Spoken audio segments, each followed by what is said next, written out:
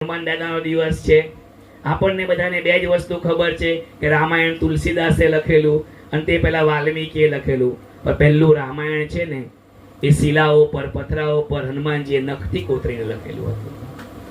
અને એ રામાયણ એટલું અદ્ભુત હતું ને, એ રામાયણને બતાવવા માટે વાલ્મીકી રામાયણમાં એવું કે વાલ્મીકી છે ને, એ વાલ્મીકીને હનુમાનજી એ શિલાઓ પર રામાયણ જોવા લઈ ગયેલો હતો.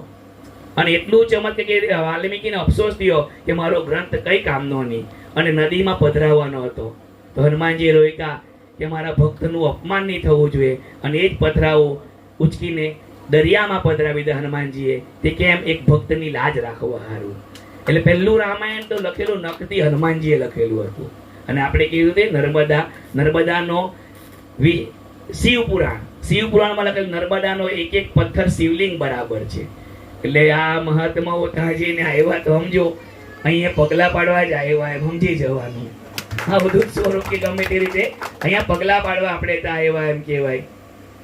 સમય તો બહુ થઈ ગયેલો છે ને, આ આપે ને ફરી કોઈ છોડે નહીં. એટલે આજે બસ આટલું જ. ઓમ સાંઈરામ, ઓમ સાંઈરામ.